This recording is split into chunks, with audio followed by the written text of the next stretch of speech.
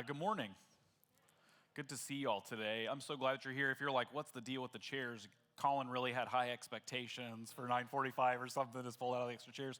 It's D Now weekend, so the students have been all together, worshiping together, learning together, growing in discipleship, having a lot of fun. I know there's some folks here that were part of the leadership over the weekend, and we're just grateful for that opportunity for students to grow and learn together. And they'll be here at 11 with their families, and they'll be in here. It'll be very fun, high energy if you want to stick around for that, or at least just part of it. And they'll have a guest speaker today, Miguel. And so we're so grateful for that opportunity that we can host that here, that we can be a place where students can learn and grow in the likeness of Jesus. If we haven't met before, my name is Colin. I'm the pastor here at Branches, and Branches exists for folks who are spiritually curious and looking for a place to belong in their spiritual lives. We live now in a culture of people on the other end of church hurt, of kind of deconstruction and reconstruction, trying to figure out your faith and your spiritual life, and we want to be a soft landing, a warm home for people to find a place where they can ask questions, they can learn and grow together, they can doubt without any sort of judgment or any sort of person looking at them or judging them for doing that. We want to be a place where you can explore and learn and grow in the Christian faith together. And so we're so grateful that we can be that for you and for your neighbor and your friends and for our city. So that's why we're here today. And we're in a series called On Purpose. We don't want to live a life on accident. Nobody stumbles into holiness or to depth as a spiritual person. Nobody wakes up one day with a halo around their head and they're glowing and floating around like, wow, I'm like an angel now. It doesn't happen on accident. It happens by intentional step and choices that you make day in and day out, even little mundane things that are deposits in your growth, in your discipleship, in your spiritual life. I heard this quote this week. I want to read it to you. It's Ralph Waldo Emerson, the writer. And he said this: "To know even one life has breathed easier because you have lived, this is to have succeeded." To know even one life has breathed easier because you have lived, this is to have succeeded. What a vocation, what a calling. Many of you, I can look out and I know you do this in your lives, in your work, in your family. You let people breathe easier by your very existence, by the environment you cultivate, by the practices that you have. But that's our goal, that's our calling. It's really in the root of the fabric of the universe to be a people that help people's tense shoulders come down, to breathe a sigh of relief, to find peace and wholeness and comfort and rest in God. And that's what we're talking about today, to live a life on purpose, to live a life of rest, a life that comes out of rest, not like, thank God it's Friday, oh God, it's Monday sort of rest. Like we're kind of like launching ourselves to the weekend and thank God for a holiday tomorrow. You know, we're all gonna have a great day off tomorrow, I guess. But to live out of rest, that the source of our lives begins with rest, doesn't launch into rest at the end of the week. We wanna be a people who are restful, a people who are rested in a variety of ways. Well, also because we live in a culture of burnout. There was a book written by a psychologist called The Burnout Generation. I really recommend it to you. It's about millennials. The title is misleading. It is not that type of burnout. It's about the burnout that we feel when we're overworked, when we're overrun, when our schedule is too full, when our life is so hectic, when the environment around us, the circumstances around us are doing something to us. And her suggestion, her recommendation for overcoming burnout is to spend more time at home, to spend more time with your family, to find some isolated time together. The funny thing now in retrospect is that this book was written in 2019, and then 2020 came, and she got all of her wishes. People spent more time at home. People spent more time with their families. People spent more time in isolation and reflection. But we were also still chronically online. And we were still burned out because of the circumstances of the world around us. We have to find another way to overcome burnout. If you're an NBA fan, you may remember in 2016, the Golden State Warriors were on like a 24-win streak. And it eventually came to an end, but the starters were starting every single night. They were winning and winning and winning. It was this, the greatest streak in NBA history. And it finally ended, but before that, I don't remember if it was Steph Curry or somebody else, they were interviewing to a kind of courtside interview, asked one of the players, how are you guys doing this? And he kind of cheekily said, we're young, And it came to an end. And on the other side of it, it was like, yeah, we were overworked. If you play the video game, NBA 2K or like MLB The Show, some sports video game, especially the new ones, the game will suggest like, you started this guy too much. You need to put him on the bench. The video game knows that we need rest if we're overworked, if we're overtired, if our schedules are full, if we're working ourselves to the edge, to the brink, we get hurt. We burn out. I heard this definition of burnout this past week, that burnout is our soul's inability to hold the weight of our lives. Burnout is our soul's inability to hold the weight of our lives. We love to pick up stuff as we go. This activity, this practice, this fun thing we want to go do, this practice for our family, this event, this appointment, this thing I want to put into my calendar, this scheduled meeting, whatever else. We pick it up as we go. And on top of all of that, we have 24-hour news. We can be bummed out about the world any hour of any day if you want. The wonder of technology. Isn't it beautiful? We can pick up our phone right now and be like, ask ChatGPT, bum me out, tell me some bad news. Easy. Let me count the ways, ChatGPT would say. But we are burned out because of it, because burnout is our soul's inability to hold the weight of our lives. I know the answer to this question, at least for many of you. Do you feel tired? Yeah, no? Do you feel burned out? Do you feel even a weird sense of physical weight, even if you're not carrying a physical weight? Do you feel this inability of your soul to carry your life and what's in it?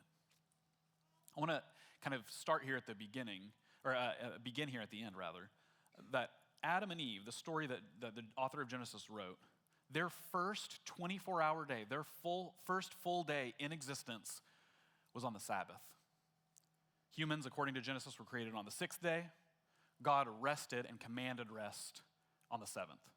Their first full day in existence began in rest. God didn't say, like, name all the animals and do all this stuff, and then you get to rest. They began their very existence, and this is what Genesis is trying to say, metaphorically. Humanity begins its experience of being alive in rest in God. God takes that weight that we feel. God takes that inability of our souls to carry around our lives and says, rest in me. It's built into the fabric of the universe. Rest is built into what God is doing. We know this. We've talked about this. One of the very first series we had at Branches was about Sabbath, was about rest. And it's not just because I love to nap. That's part of it, the kind of personal preference. Like I love to rest, I love to hang out, I love to chill. But also because it's at the very center of creation, according to the Bible. That God made everything, and then God didn't need to rest. He did not grow tired, but he rested as a model for us to rest, that we can rest in and with God. Exodus kind of remembers this. Those people enslaved in Egypt, and they look back on their creation story. They look back on the story that they tell about their people now in exile and slavery in Egypt, and they remember this truth, that they're built in, created in, live in God's rest. So we're going to read from Exodus 20, verses 8 through 11. This is what it says. Remember the Sabbath day. All the other commandments and the 10 commandments say, do this or do not do this. This is the only commandment that says, remember. Remember the Sabbath day and keep it holy. 6 days you shall labor and do all your work, but the seventh day is a Sabbath to the Lord your God. You shall not do any work, you, your son or your daughter, your male or female slave, your livestock, or the alien resident in your towns. For in 6 days the Lord made heaven and earth, the sea, and all that is in them, but rested the seventh day. Therefore, the Lord blessed the Sabbath day and consecrated it. Friends, this is the word of God for us, the people of God. Thanks be to God. It reminds me, too, of we did Psalm 1 a couple of weeks ago, a psalm you may be familiar with, Psalm 23. You've heard it read at many a funeral. I've read it at many a funeral or memorial service. I'll read it at yours if you want, not to be morbid, but I will. You can read it at mine. It's good news about the rest that we find in God, and many books have been written just about this one poem. So I want to look at Psalm 23 today as this invitation into God's rest. We think about it as a death poem, but it's really a poem about our life in God. It begins this way. The Lord is my shepherd. This word, Lord, in Hebrew is his covenant name that he gives in the burning bush to Moses, Yahweh. It's a being verb, actually. I am who I am, or I will be who I will be. I am the great I am. Jesus says of himself, unless you believe that I am. This God gives his name. This God is our shepherd. We live in Western capitalist American society, and so we would think it'd be nice to hear, the Lord is my boss. The Lord is my manager. The Lord is my executive. The Lord is my supervisor. No. The Lord is my shepherd. And we think about the lost sheep story, or we think about another story in the Bible about shepherds. God's embrace of us and intimate care for us. That God is our shepherd. I shall not want. This trips up people here. It's really, I lack nothing. Some people say like, wow, the Lord is my shepherd and I don't want him. It's grammatically kind of confusing. I lack nothing. And here's what this God does. Here's how we lack nothing in this God. He makes me lie down in green pastures. You guys ever work with a sheep or a lamb before? I've shared this before. My dad was a portrait photographer before he kind of moved into real estate. And he would have the kids on Easter portraits sit with a lamb. And one of the employees' jobs was to bend their stubborn knees to lay down. The verb is appropriate here. He makes you lie down in green pastures. The command is that you rest in a place that's green pastures, that is a place of sustenance, of growth, of life. That's where you lay down, in a place where there is enough. He leads me beside still waters. If you read Genesis 1, the very beginning, we hear that God's Spirit swept over the face of the waters. It literally means like the cheeks of the waters, the very face of the waters. And those waters were formless and void, tohu vavohu. It was chaotic. And across all of the Old Testament, the waters are a place of chaos, of disorder, of disruption, of hurt, of a place you don't want to go. When it talks about the waters and they're chaotic, you want to stay away from there. You want to stay in your place of refuge and order. God is our refuge and strength. The water's scary. Don't want to be in the waters. God leads us beside still waters. We don't have to worry about the chaos because our good shepherd is there. He restores my soul. This is just in itself good news. The literally means here, gives new life for your soul. I resonate with this, you may too. Does your soul ever feel dead? Maybe you showed up to church today and you're like, I'm gonna check my church box, but my soul, there's nothing going on in there. God, the good shepherd, who leads us beside still waters, who makes us lie down in green pastures, gives new life to that soul that feels dead. He leads me in right paths. Let's go back to Psalm 1. He knows the way. Jesus says of himself, I'm the way, the truth, and the life. Jesus leads us as our shepherd in that path, in that place we should go.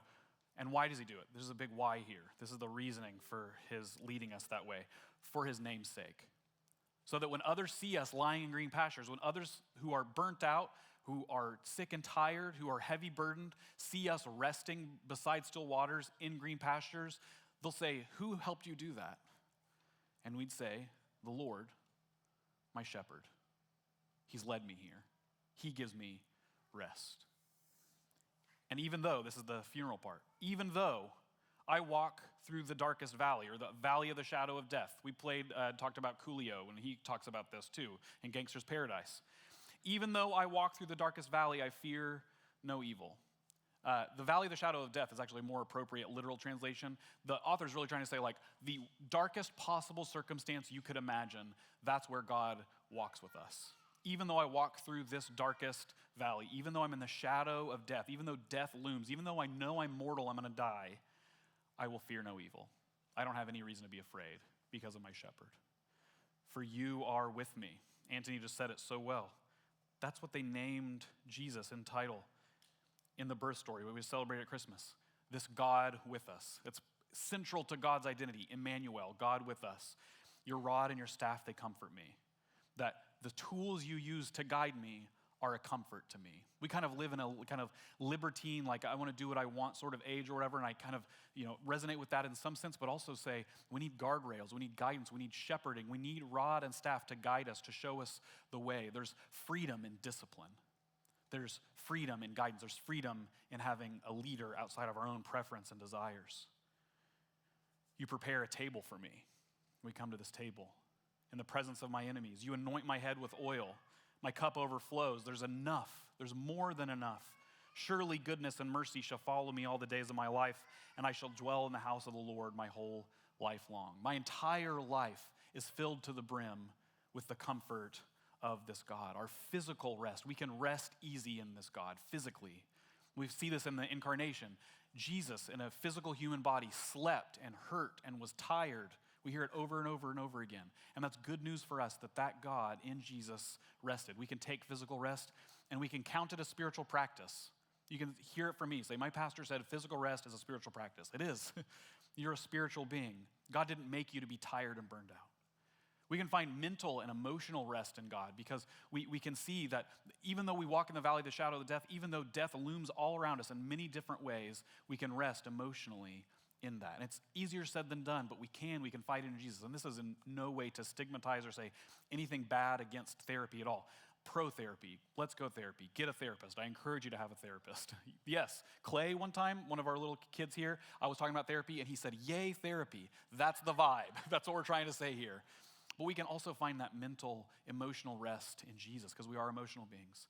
And lastly, of course, spiritual rest. We find spiritual rest in Jesus. That soul that needs to be restored, we can give it to Jesus and find rest in him. The hard news, the thing that's difficult for me to kind of overcome is this. Our willingness to rest in this good news in the psalm, our willingness to rest is rooted in what we think we'll find there. Our willingness to take a break, to use our PTO, to take a nap, is rooted in what we think we'll find there. You should know, I have to remind myself of this. The world will go on without you if you rest, and it's okay. The internet will be there when you get back, I promise. The willingness you have to rest or to not rest, you think I have to be here, I have to show up, I can't rest, I can't take a nap, whatever else.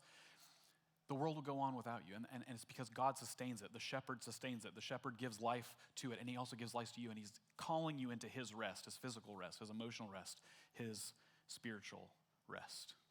We give 4 things during this service, or during this series, of things that we recommend that you do for this practice. We talked about prayer and preparation. We're talking about rest today. If you scan that little circle there, you'll get the guide. It has these 4 recommendations. Here they are. The first one is to practice Sabbath. We have a whole series on this. I encourage you to go back and listen to that.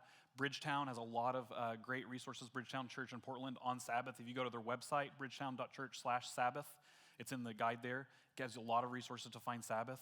Set aside a 24-hour day to do nothing, to rest, to enjoy your life, to roll around on the floor with your kids, to read a book, to drink a glass of wine, to watch a movie you've been meaning to watch, to play a video game, to lay in your bed. Sounds so good. It's a gift from God. That rest comes from God who rested on the 7th day and built into our universe, the fabric of our universe, to rest. And when we resist rest, we go against the grain. And as it said, when you go against the grain, you get splinters. Find yourself Sabbath rest. Second, the second one is like it, as the Bible would say. Nap, take a nap. Michael Hyatt, big productivity expert, he takes a nap every afternoon in his office. Full disclosure, confession.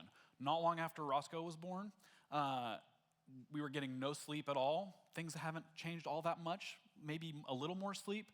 I napped back there one time. It was one of those naps where I woke up, I was like, what day is it? I needed it. Take a nap. If you're ever wondering where I am, good chance. Back here, quiet room, asleep. I'm not saying it happens all the time. It's happened maybe twice. But you should take a nap. Encourage your family members. Try to find a time where you can nap. This one, we're kind of raising the challenge here a little bit. This kind of 1-1-1 challenge. 1 hour a day, 1 day a week, and maybe 1 week a year, put your phone away. Our biggest enemy to our spiritual growth and our distraction away from following in the way of Jesus and finding rest in him is our stinking phones. And I say this as a digitally addicted fiend. I hate getting my screen time thing as I did this morning. It's like, oh wow, all the times I said I didn't have time to do it, I did. I was on social media, I was scrolling TikTok, I was arguing with someone about something, Find 1 hour a day you can put your phone away. Find 1 day a week you can put your phone away. And if you can, manage it. Find 1 week a year to put it away. Take some planning, but it's worthwhile. People talk about doing this practice, how freeing it is to not worry about it, to not feel attached to it. The fourth one is this. Quit something. Your life is full. Your calendar is full. Your commitments are full. You probably don't have permission from me to quit some things, but if you have the ability, if you have the margin, if you kind of look at your calendar and say, like, I could do without that, quit. I've shared this story so many times, and it's my proudest moment as a pastor because it reflects that Emerson quote, I let someone breathe a little easier. We had someone at the very first group of Branch's leadership team come to me after our series on Sabbath and say, I heard what you said, I have to quit the leadership team. I was like, let's go. Another version of me who wasn't finding Sabbath rest in Jesus would have been like, dang it, what else do you have to do in your life? I mean, I know you have 3 young kids or whatever else, but you're going to quit the leadership team? How dare you? Proud, so proud as a pastor, someone quit something because they didn't have the space for it in their life. They needed to breathe a little easier. If you have a spouse or a friend or a child that has so much going on, help them quit something too. I want to show you one last thing. You may have never noticed this before, but I recently noticed it with the help of a biblical commentator. And this is from Mark 9. Jesus, the Good Shepherd, teaching his disciples. Jesus, went ashore, he saw a great crowd, and he had compassion on them because they were like sheep without a shepherd. The Lord is my shepherd, I shall not want. Jesus saw himself as these people's shepherd. And he began to teach them many things. He leads me. His rod and his staff comfort me.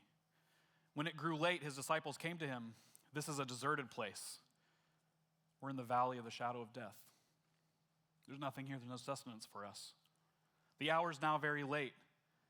Send them away so that they may go into the surrounding country and villages and buy something for themselves to eat. But he answered them, you give them something to eat. This provider who gives us a meadow, a place to lay that is a place of abundance. You give them something to eat. There is enough. They said to him, are we to go and buy 200 denarii worth of bread and give it to them to eat? And he said to them, how many loaves have you? Go and see. When they found out, they said 5 and 2 fish. Then he ordered them, he made them, to get all the people to sit down in groups on the green grass. He led them beside still waters. He led them through the valley of the shadow of death. And they laid down in a pasture of green grass of abundance, just like in the song. So they sat down in groups of hundreds and fifties, taking the 5 loaves and the 2 fish. He looked up to heaven and blessed and broke the loaves and gave them to his disciples to set before the people. And he divided the 2 fish among them all, and all ate and were filled. Followed them all the days of their life, filled them. They were enough in their rest in their shepherd, Jesus. And they took up 12 baskets full of broken pieces of the fish. Those who had eaten the loaves numbered 5,000 men. This good news of this shepherd fulfilled totally, Emmanuel, in Jesus, our shepherd, the one in whom we find rest, the one who gives us enough, the one who makes us lack nothing of what we really need, who restores our soul, who leads us in the right paths for his namesake, points back to Jesus.